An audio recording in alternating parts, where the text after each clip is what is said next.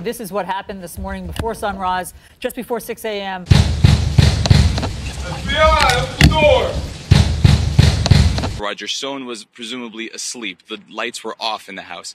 About a dozen officers, FBI agents wearing tactical vests and with large weapons, fanned out across his front lawn. He was not wearing his usual attire, which is, as we know, these fancy suits. He was in sleepwear.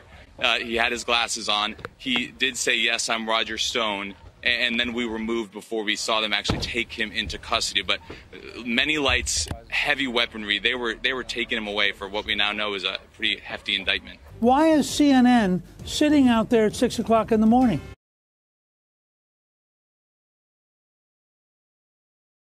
The pre-dawn raid on the Fort Lauderdale home of longtime President Trump confidant Roger Stone began with the FBI shouting, "Open the door." It ended with Stone being led away in handcuffs. 29 FBI agents arrived at my home with 17 vehicles with their lights flashing when they could simply have contacted my attorneys, and I would have been more than willing to surrender voluntarily. The raid this morning to arrest Roger Stone was one of the most vindictive, unprofessional actions ever conducted by the U.S. Department of Justice. The way they arrested him is a civil libertarian nightmare. The ACLU should be up in arms. An hour later in court, the government conceded he was not a flight risk, he was not a danger. If you really think this guy is either a danger to the agents who were conducting the search or a risk of flight, one thing you don't do is agree to let him out on his signature to a $250,000 bail bond. I mean, he either is this evil guy or he's not. That decision of how this subject is going to be arrested is made by the prosecutor, in this case, Robert Mueller. It was absolutely unnecessary. It was done for vindictive reasons. It is the beginning of the final degradation of the FBI and the Department of Justice. This was clearly an intimidation tactic. There's no other way around it. The 7-count indictment is the first criminal case in months from special counsel Robert Mueller and alleges that senior members of the Trump campaign tried to benefit from the release by WikiLeaks of hacked Democratic emails damaging to the Clinton campaign. What does that show to you? Is that evidence, in your view, of coordination between the Trump campaign and Russia? Well, it does to me, and I say that not as an attorney, but just as a layman, and I think clearly it does show a connection, coordination, synchronization, whatever you want to call it. Okay, nice try. Nothing of the sort was indicated in the indictment. I mean, this is where people should just not go on TV if they don't bother to read the indictment. Baseless, from former Director of National Intelligence Jim Clapper, a man, we might remind you, committed open perjury in front of the Senate Intel Committee during the Obama years and faced 0 penalties. What I wanted to see is if you could give me a yes or no answer to the question, does the NSA collect any type of data at all on millions or hundreds of millions of Americans? No, sir. What's not in the indictment is an allegation that there was a conspiracy between the Trump campaign and Russia to fix the 2016 election. That's just not there. The other thing that's really not there is evidence of any knowledge beforehand of Roger Stone about what WikiLeaks was going to do. This is nothing more than a political persecution. What they want to do with him, with Stone, is to squeeze him the way they squeezed Flynn and the way they're squeezing Manafort. And it's Judge Ellis who said they're not interested in Manafort. They're interested in what Manafort can give them on Trump. They want to have him sing, and the fear is these people may also compose. We know some of them probably have already composed made-up stories. Now, Stone has said he won't do it. Of course, Michael Cohen said he wouldn't cooperate either, so we have to wait and see.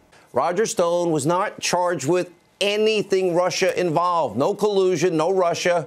There's no charge in the indictment that Stone, who's facing 7 felony charges, was in any kind of a criminal conspiracy with WikiLeaks. All this is about is the process of investigating the so-called Trump-Russia conspiracy, which it seems to me not only didn't exist, but they've long known that it didn't exist. Look, today's arrest is part of a long pattern by Mueller. He only arrests people for crimes that occurred either after he came into office, crimes that were stimulated essentially by the investigation, or crimes that occurred earlier but have nothing to do with Russia, tax evasion, bank fraud, taxi cab medallions, or one case where he indicts Russians who will never come into this country. In the grand scheme of things, if you're looking at what is really being supposedly ultimately investigated, criminal conspiracy, there's a term of art in criminal defense world for these kinds of charges. It's two words. The first word is chicken, and the last word ends in IT. Now, let's not forget, James Comey, he lied to Congress. John Brennan lied to Congress. James Clapper lied to Congress on multiple occasions. Are they going to be charged? When will they get the pre-dawn raid treatment? And what about former Deputy FBI Director Andrew McCabe, fired for lying to the FBI? When is he going to get the pre-dawn raid?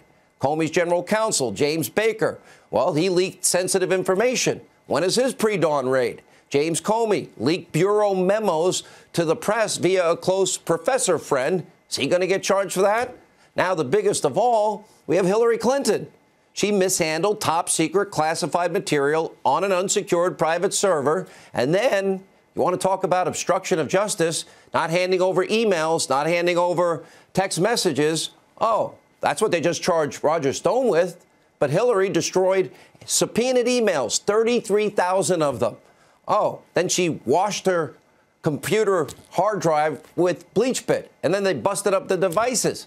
Where's Hillary Clinton's pre-dawn raid? Brian Pagliano was the IT specialist for Hillary Clinton. Twice I issued a duly issued subpoena. He refused to show up at Congress. Not only was there not a pre-dawn raid, they never arrested him, they never prosecuted him, they never did anything about him. Instead, what you had was this FBI and the Department of Justice handing out immunity agreements so that they got the easiest treatment possible. At the same time, as you point out, there were emails and documents, classified information, so highly classified, even I, as the chairman of the Oversight Committee, could not see this information.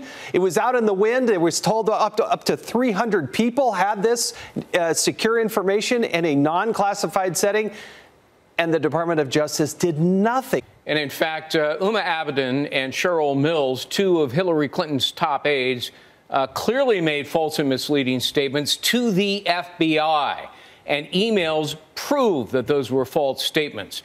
And Jason, during a committee hearing, Intelligence Committee hearing, confronted James Comey about it. And Comey said, quote, well, there's always conflicting recollection of facts.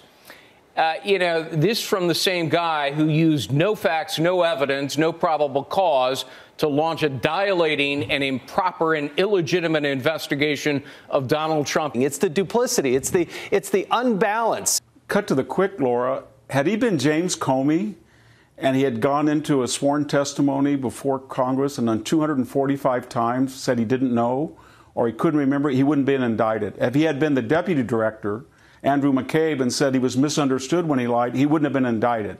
Had he been James Clapper and said he gave the least untruthful answers, he lied under oath to Congress, he wouldn't have been indicted. Had he been John Brennan, who's very ubiquitous today, on 2 occasions lied under oath to Congress and then said the CIA doesn't lie, he wouldn't have been indicted. So what Robert Mueller, whether he knows it or not, his legacy is now there's 2 codes of justice. There's for people who are connected and there's people who are not connected but useful for a prosecutor's agenda. I mean, this whole thing has become such a clear, vicious act of destruction that people don't ask themselves, is this really America? What the government is doing, Robert Mueller, he starts out with, just like the media does, that Trump is guilty, but he has to find the crime, so he goes out and leverages all these subordinates and see if any particular crime would stick to Trump. But that's not what America's about. I will plead not guilty to these charges. I will defeat them in court. I believe this is a politically motivated investigation. I am troubled by the political motivations of the prosecutors. And as I have said previously, there is no circumstance whatsoever under which I will bear false witness against the president, nor will I make up lies to ease the pressure on myself. I look forward to being fully and completely vindicated. There's something that no one's talking about.